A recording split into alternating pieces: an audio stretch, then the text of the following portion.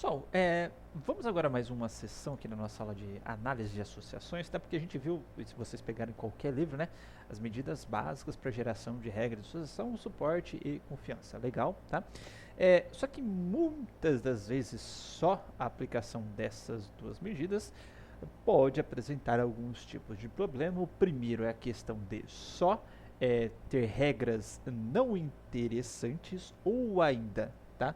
Não válidas, que eu vou mostrar para vocês, tá? E também tem um problema do cobertor curto, que é, às vezes eu altero um pouquinho o valor do suporte, por exemplo, e eu extraio um zilhão de regras, e aí eu aumento um pouquinho, já não extraio quase nada, tá? Então é muito difícil às vezes, ficar calibrando, tá? Esse suporte para extração de medidas, de regras, poucas regras, né, para o usuário ter condição de analisar. E por outro lado, se eu baixar para conseguir extrair uma quantidade significativa de regras, pode ser que eu extraia um zilhão de regras, o usuário também não consiga analisar também, tá? Então existe um outro conjunto de medidas chamadas de medidas de interesse, tá?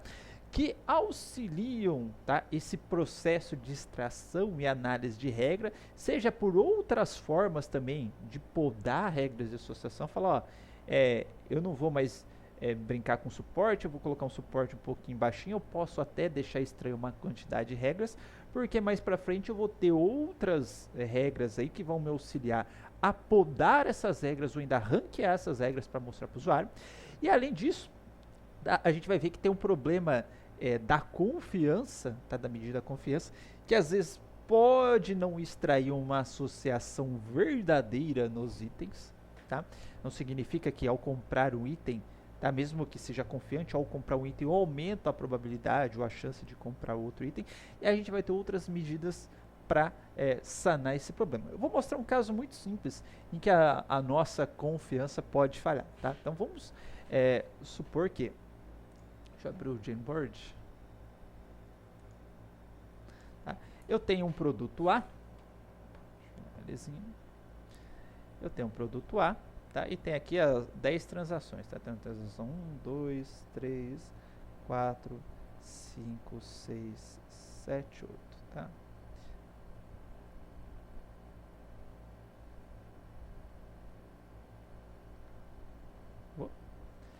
Tá? E aí eu vou ter um produto B aqui. Deixa eu só esticar um pouquinho mais. Tá? Da minha base de transações, ou seja, eu tenho dois produtos, eu estou considerando só um slice aí das minhas transações, aí dos itens das minhas transações. Tá? E aí vamos supor que por um acaso do destino, vou exagerar por questões de problema, eu tenho um produto A, onde tem um x que o cara comprou, tá? Certo? Comprou todas as transações, aparece produto A. Ou é um produto promocional, uma Coca-Cola da vida, ou algum produto que as pessoas sempre levam como frequência. Não precisa aparecer necessariamente todas, né? Mas só por exagero, por questões de exemplo, tá? E aí vamos pensar que tem um produto B lá, que o cara foi lá e comprou algumas vezes com um produto A, tá?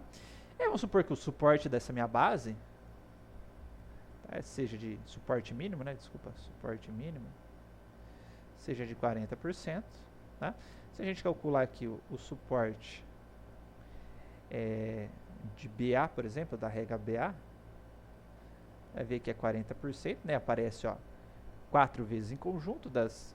Não, pera aí, 1, 2, 3, 4, 5, 6, 7, 8... Nossa, faltou aqui 9, 10...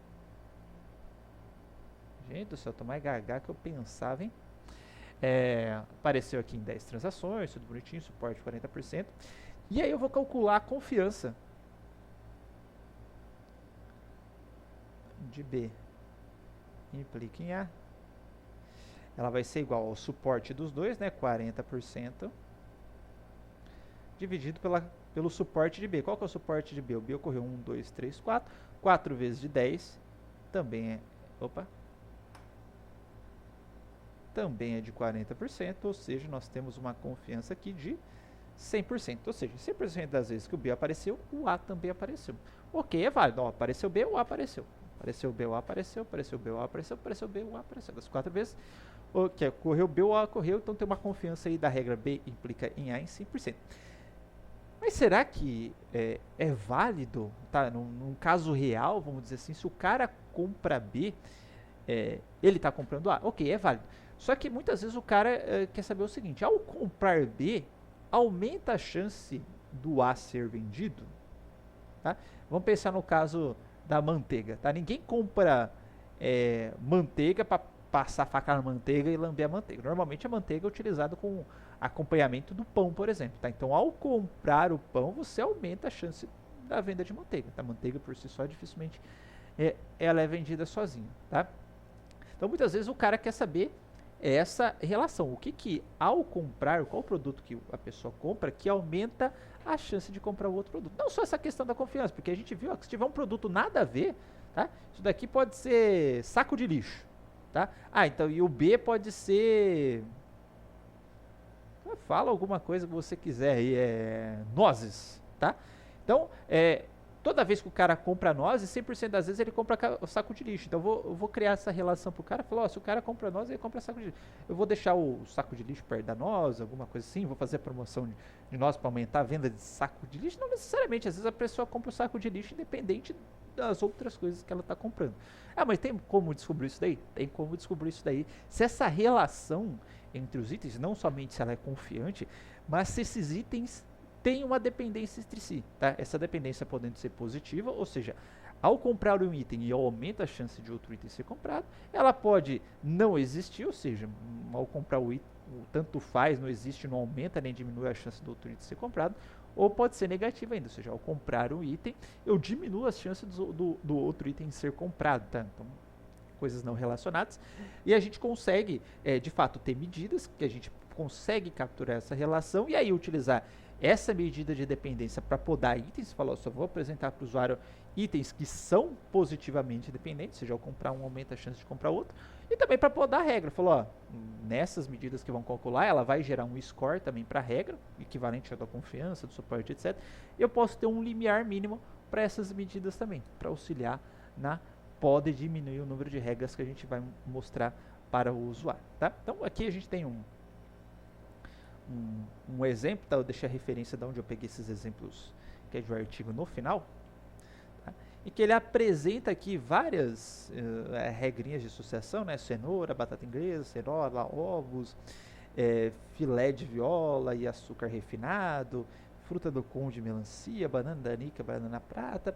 Apresentou o suporte de A, que seria o suporte desse lado da regra, apresentou o suporte de B, o suporte do outro item da regra, apresentou o suporte da regra e apresentou a confiança da regra. Tá? Então a gente percebe aqui regras, tá? Então um conjunto de regras aqui com confiança muito alta, tá? Mas na pior das minhas confianças aqui, eu tenho uma confiança aqui de 60%.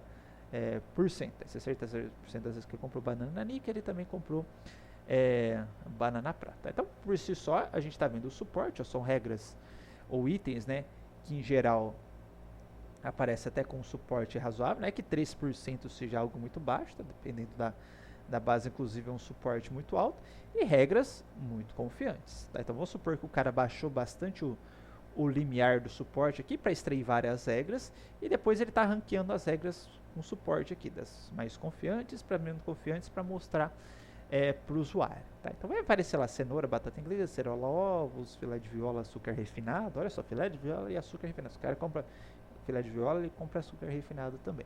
Tá? Beleza, tá? Então a princípio que a gente sabe a gente apresentaria, mas será que é válido essa relação? Será que a hora que ele compra filé de viola, ele aumenta a chance do açúcar refinado ser vendido? Tá? Então a gente vai ter algumas outras medidas aí que a gente pode utilizar no lugar que tentarão, tá, capturar essa relação além da relação de confiança, tá? Seria a relação de dependência ou ainda quanto, tá, que ao ter um elemento no consequente, tá, quantas vezes ele aparece sem um consequente, envolver isso na relação também, tá? Isso no cálculo dessa relação entre os itens, da associação entre os itens, para depois apresentar para o usuário, tá?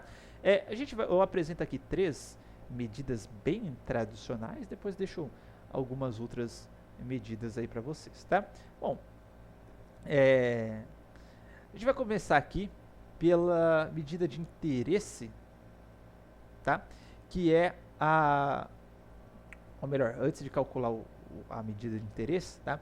Eu apresento aqui o conceito, tá? De dependência. Esse conceito de dependência, ela vem da estatística, tá? Que é a gente viu que o suporte está relacionado com a probabilidade. A gente viu que se a probabilidade, né, tem algo relação com a estatística, e na estatística ele fala o seguinte, tá? Tem um conceito lá que é o conceito de probabilidade esperada. Tá? O que é a probabilidade esperada? Então, a probabilidade esperada, que aqui eu estou chamando de suporte esperado para o mundo das regras, tá? Ela é igual, tá? A probabilidade, ou multiplicação da probabilidade de cada um dos itens. Tá? Então, a probabilidade esperada conjunta de A e B, tá? Ela é igual à probabilidade de A vezes a probabilidade de B. Passando em termos de suporte, igual suporte de A vezes suporte de B. Tá? Então, com isso, a gente consegue calcular a probabilidade esperada ou o suporte esperado. Tá? E a partir desse momento que a gente tem a probabilidade ou o suporte esperado, a gente tem as regras, tá, de dependência em cima desses valores. Tá? O que seriam essas regras de dependência? Tá? Se o suporte, tá, real, certo? A gente consegue medir o suporte real, suporte de A e B, certo? For maior, tá, que a probabilidade esperada, ou que o suporte esperado, ó, o suporte que eu coletei na minha base ali, que eu calculei na minha base, ele é maior que o meu suporte esperado. Isso significa que os itens são dependentes, olha, eles estão ocorrendo, tá, a relação entre eles, ou eles ocorrem acima do esperado, certo? Se for igual, quer dizer, eles estão escorrendo dentro do esperado, comprar um não aumenta a probabilidade de comprar o outro, tá? E se eles ocorrerem abaixo do esperado, quer dizer, eu comprar um, eu diminuo a chance do outro ser comprado. Tá? Então, a regrinha estatística E que a gente vai aplicar aqui no suporte é a mesma. Tá? Ou seja, se o suporte que eu calculei for maior que o suporte esperado, legal, eles têm dependência positiva. Se for igual, não tem dependência. Se for menor, eles têm dependência negativa. Tá? Então, aqui, ó, temos dependência negativa se o suporte de A e B for menor que o suporte esperado, tá? A gente tem dependência positiva, tá? Se o suporte, tá, que eu inferi for maior que o suporte esperado, eles são iguais, tá? Eu coloquei aqui, se eles forem iguais, tá? Eles serão independentes, tá? Se o suporte de A ou B for igual ao suporte de A vezes suporte de B, que é exatamente o suporte esperado, tá? Bom, de posse dessas informações, tá? Eu vou voltar aqui nessa base.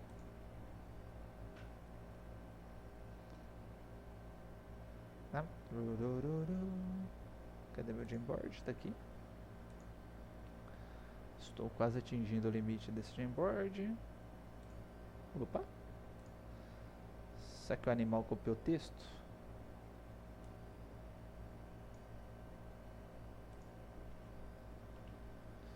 Provavelmente.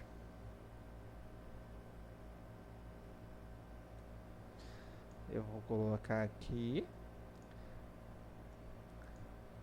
certo? E vou calcular o suporte esperado de cada uma dessas regrinhas aqui, tá?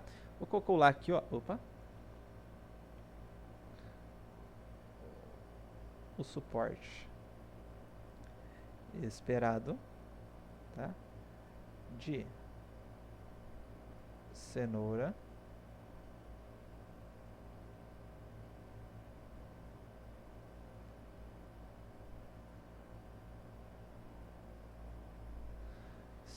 cenoura, batata inglesa. Deixa eu me tirar da tela aqui para não atrapalhar.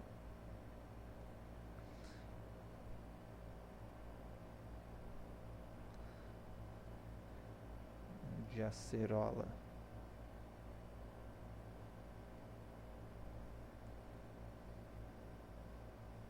E ovos. Suporte esperado. Filé de viola.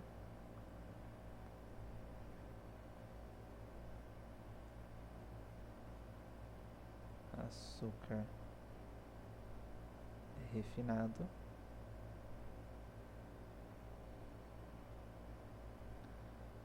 Suporte esperado de ervilha. Ih, rapaz. Milho verde, ervilha.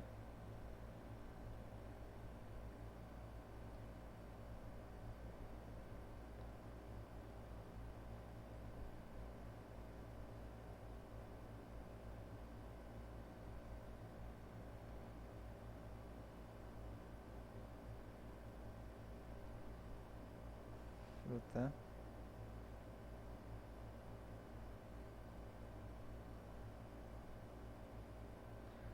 do Conde e melancia.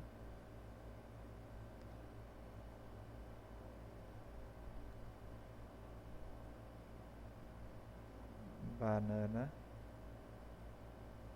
nanica,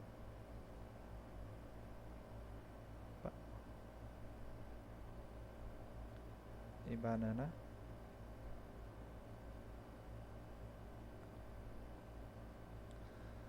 prata. Ok? Bom, suporte esperado, a gente viu que é sup esp a b é igual ao sup de a versus vezes, né, sup de b. Então vamos lá. Vamos fazer essa continha aqui, ó. Sup de A vezes sup de B. Vamos pegar a nossa calculadora. Não está aberta, né? Tá aqui. Tá? A gente tem 0,7701 vezes 0,8175, tá? Então a gente tem 0,6295. Então 0,6295. Acerola e ovos, tá? Acerola e ovos é 0,427 vezes 0,8886. 0,3794. Então, 0,3794. Filé de viola e açúcar refinado. 0,0877 vezes 0,8649. 0,0758. 0,0758. Milho verde ervilha, 0,3294 vezes 0,3791, 0,1248.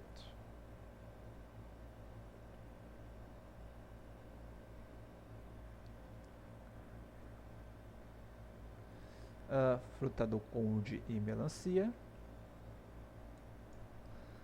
0,0450 vezes 0,1422. Então isso daqui é 0,0063. E banana nanica e banana prata, 0,1209 vezes 0,7607, 0,0919.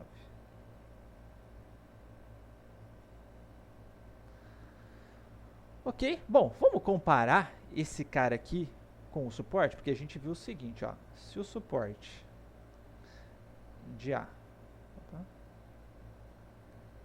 e B for igual ao suporte de A vezes suporte de B, tá? Isso implica em independência. Tá? Se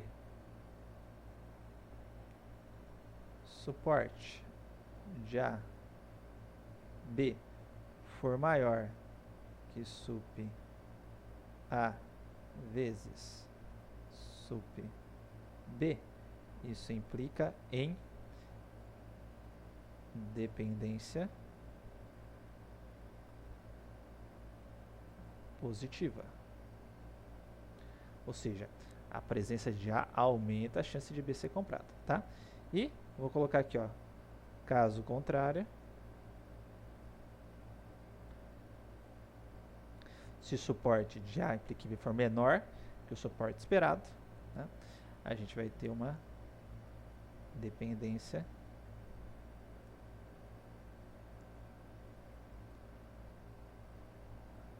negativa, certo? Então, comparando aqui, ó, 0,6295, tá, com o suporte que eu inferi, ó. Esse suporte aqui, ele é maior que o suporte esperado, ou seja, existe uma dependência positiva, tá, entre cenoura e batata inglesa, tá? Vamos pegar cerola e ovos, ó, 0,0379, ó, quase bateu tudo aqui, ó. Não, 0,37, desculpa, tá? Falei errado, tá? 0,3794, ó, esse suporte aqui real é muito menor que esse carinha aqui, tá? Então existe uma dependência negativa. A cerola e o clique em comprar ovo não tem nada a ver, apesar, ó, ser muito confiante, tá? Vamos para ó, filé de viola e açúcar refinado, tá? 0,00758, ó, igualzinho, ó, não tem dependência alguma. Inclusive, a compra de um não diminui a chance do outro ser comprado, a compra de um não aumenta a chance do outro ser comprado, tá? Não interfere em nada na vida. Milho verde e ervilha, tá? O suporte 0,27, tá? Aqui eu tenho 0,12, tá? Também não tem dependência porque, ó, o suporte observado é menor que o suporte que o suporte esperado, ou seja, na verdade, até ao comprar milho verde, eu diminuo a chance de comprar ervilha. Quem comprar um não compra outro, tá? Tende a não comprar o outro. Acontece, obviamente, de comprar os dois juntos, já que tem suporte dos dois juntos, tá? Aqui, ó, fruta do conde e melancia, 0,006, tá? Esse suporte aqui, ó, ele for maior do que o suporte esperado, ou seja, existe uma dependência positiva. Quem compra fruta do conde tende a comprar ervilha. Isso é um exemplo da base, tá? Não necessariamente corresponde à realidade. E banana nanica, ó, suporte observado, tá? É menor que o suporte esperado, ou seja, não existe dependência positiva, na verdade existe uma dependência positiva de banana nanica e banana prata, tá? Existe a possibilidade das pessoas comprarem as duas, mas normalmente uma inibe a outra, né? Quem compra banana nanica diminui, se o cara comprou banana nanica, isso diminui a chance da banana prata ser comprada, ok? Então, aqui a gente analisou o que tem de dependência positiva, ou seja, comprar um aumenta a chance do outro ser comprado, e dependência negativa. Mas perceba que essas análises que eu fiz, né, ele vai me dar um resultado, tipo, a hora que eu faço igual, maior, menor, etc. Isso é um resultado booleano, né? É true ou false, ou seja, tem dependência positiva, não tem dependência positiva. Só que eu não posso usar isso, até posso, né, falar, ó, só vou considerar as medidas com dependência positiva, as regras com dependência positiva, mas quem tem mais dependência, quem tem menos dependência. Eu preciso de alguma medida para me dar isso daí, tá? Para eu poder ranquear, caso eu queira, ela gerar um valor e usar esse valor para ranquear de acordo com essa medida, tá? Ou mesmo para podar se eu quiser, tá? Colocar um limiar e falar, ó, só vou considerar as regras se o valor gerado por essa medida estiver acima de tanto, como é o suporte, como é a confiança, tá? Então, para isso a gente vai ter as medidas que trabalham em cima desse conceito de probabilidade esperada, probabilidade coletada, né, probabilidade calculada ali, e gerar algum valor numérico com base nisso daí, tá? A primeira é muito simples, ó. A primeira que a gente vai ver é o lift, tá? Qual que é a ideia do lift? Ó, o lift, a gente pode colocar ele de duas formas, mas a forma que eu mais gosto e é mais intuitiva é essa daqui, ó. É o suporte de A ou B, ou seja, a probabilidade de ocorrer as duas, dividido pelo suporte de A pelo suporte de B. Bom, suporte de A e suporte de B, a gente já viu que é a probabilidade esperada. Então, o que ele está fazendo aqui? Ele está calculando a probabilidade real, dividindo pela probabilidade esperada. Legal, tá? E a gente viu aquelas regrinhas, olha a regrinha que a gente viu. Se forem iguais, eles são dependentes, certo? Ou seja, se esse cara de cima for igual ao cara de baixo, eles são independentes. E se isso acontecer, qual que é o valor que esse cara aqui vai me dar? Vai ser 1, tá? Ó. Então, se a medida lift gerar 1, A e B eles são independentes. Se por acaso esse cara de cima for maior que o cara de baixo, o que acontece na divisão? Se eu tenho um cara em cima, certo? Se o meu numerador é maior que o divisor, certo? Esse valor vai ser maior que 1, certo? Se eles são iguais a 1, se o de cima é maior que o de baixo, tá? o valor resultado sempre vai ser maior que 1. Ou seja, se as medidas forem maior que 1, significa que o meu suporte real, ou calculado, é maior que o suporte esperado. Ou seja, isso implica que A e B são positivamente dependentes. E por outro lado, se o meu suporte coletado ou calculado ali, que é o do numerador, ele é menor que o numerador, ou seja, quem está embaixo é maior que o de cima, isso sempre vai gerar um valor menor que zero. Se isso vai gerar um valor menor que zero, tá? Isso significa que o suporte calculado é menor que o suporte esperado, certo? E a gente viu que isso significa independência negativa. Então, quando a medida lift gerar um valor menor que 1, A e B são negativamente dependentes, tá? E qual que é o intervalo de variação dessa medida? A probabilidade é sempre positiva, ou seja, sempre vou ter valores ali que serão maiores, tá? Ou iguais a zero se tiver divisão por zero em cima, né? Se por acaso você deu um suporte com zerinho ali, beleza, você não vai... vai ser zero, tá? Dificilmente isso vai acontecer porque a gente sempre tem um suporte mínimo, mas vai aqui, né? Mas enfim, pela formulação da medida, começa em zero e vai até infinito, ou seja, se eu tiver uma probabilidade esperada muito pequenininha, tendendo a zero, o que acontece? O resultado, ele tende ao infinito, certo? Okay, então, e por outro lado, né, se tiver um suporte esperado muito grande, o suporte real muito pequenininho, tá?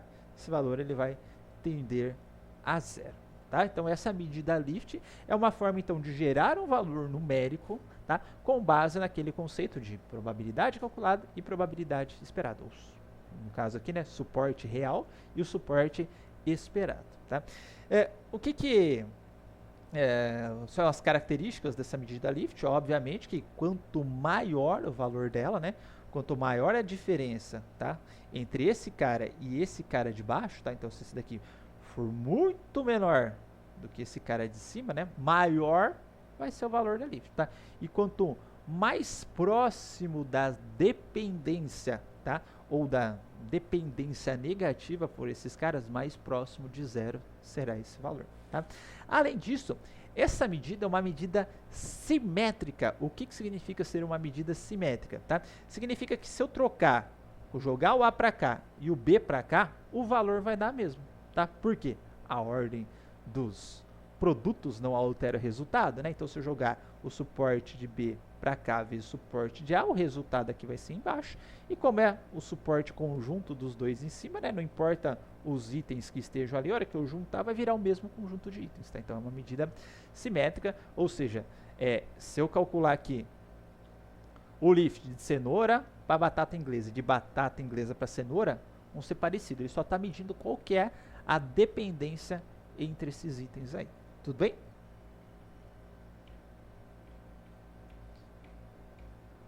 Bom, a outra medida, tá, é a Rule Interest, tá? Ou também conhecida por Piatetsky-Shapiro, tá? Eu falo só Shapiro, mas enfim, eu acho o Rule Interest um nomezinho um pouquinho mais bonitinho para medida, tá? E o que ela pega? Ela também pega a questão da diferença entre o suporte esperado, tá? E o suporte real, no caso é o suporte real menos o suporte esperado. Ah, mas o lift já não faz isso daí? Faz, tá? Mas existe um pequeno problema com o lift, que é essa questão de tender pro infinito, tá? Muita gente pode não gostar naquela questão de ter que definir um limiar, tá? Como não tem um intervalo bem definido, é difícil você definir um limiar de corte, etc, tá? Por outro lado, tem sua vantagem, né? Eu consigo medir qual que é a proporção de aumento, tá, do suporte esperado em relação ao suporte, ao suporte real, ao suporte esperado. Então, se o resultado for 2, por exemplo, né, a gente tem que, no real, ocorre 2 vezes acima do suporte esperado. Tem esse tipo de informação. Mas tem esse problema dela tendendo a infinito, fica difícil você definir um limiar. Por outro lado, tem a Piatetsky-Shapiro, tá, que ela faz a diferença entre o suporte real e o suporte esperado. Tá? E, novamente, ó, se eles forem iguais, o que vai acontecer com essa medida? Dá zero.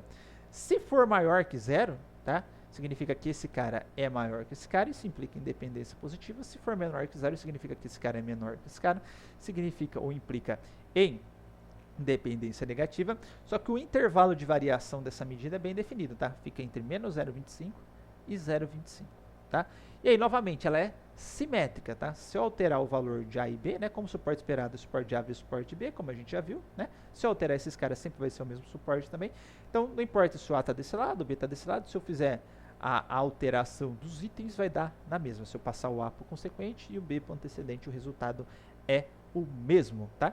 E novamente, quanto maior o valor dessa medida, mais interessante vai ser essa regra, bem?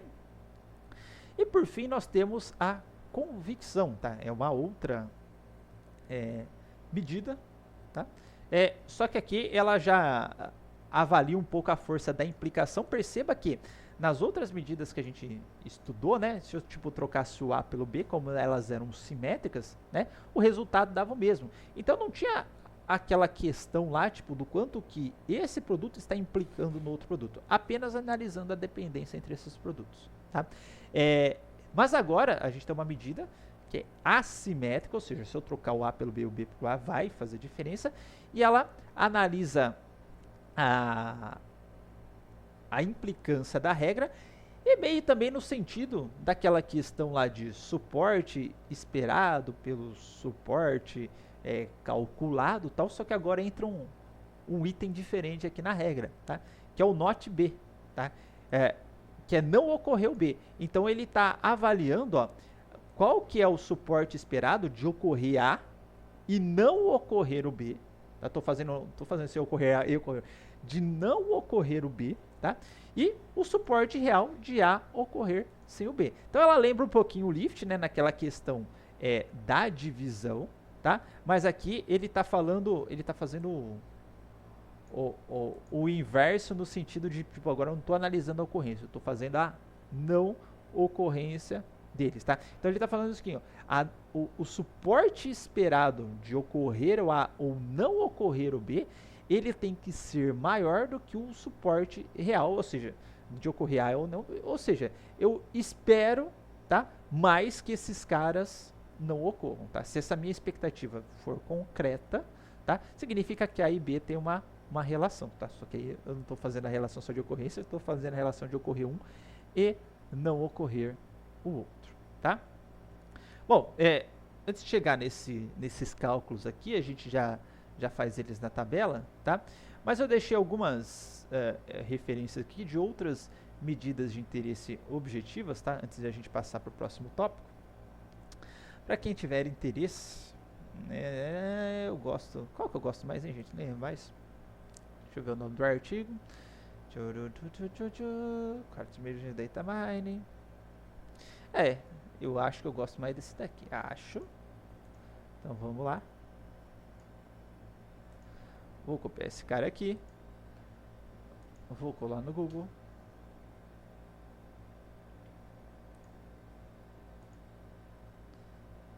Get Access, né? Os safados.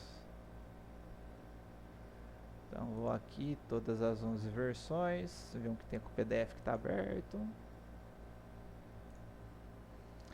Legal, tá? Então tem vários artigos a gente chamou de medidas de interesse, né? Então, Interesting Measures em inglês, tá? For Data Mine, que ele está fazendo a questão especificamente da associação, mas também pode ser utilizada para regras de classificação, em geral coisas que envolvem regras, tá? E aí, se a gente for descendo, deixa eu colocar aqui, a explicaçãozinha dele é grande, tá? Aqui tem só uma pequena gama de medidas aqui que a gente viu na aula, tá? Então, ó, suporte, ó, P de A e B, suporte da regra, confiança, P de B dado A, né, que é o P de A e B dividido por P de A. A cobertura que a gente não viu, P de A, P de B tem umas medidas nada a ver, né? O lift, ó, P de A e B dividido por P de A vezes o P de B. Que mais que a gente viu? Acho que o Shapiro está aqui para baixo. Shapiro, P de A menos B vezes P de A menos B. Tá? Só que, né, existe uma outra boa variedade de medidas aqui para a gente estudar. Tá? Acho que convicção,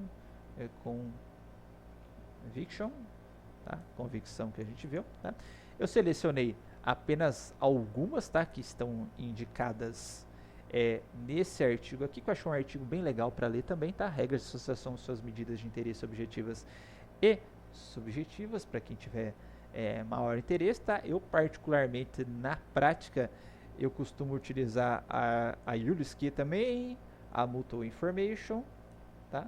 Normalize Mutual Information, utilizo o Shapiro, utilizo o Lift, eu acho que são essas que eu mais utilizo, tá? Eu acho que o Odds Ratio também utilizo bastante, tá? Eu vou passar todas, obviamente, né, que demora muito, mas fica aqui a dica para quem se interessou na área de outras medidas, e aí tem a explicação, tem um detalhamento a respeito das medidas, né?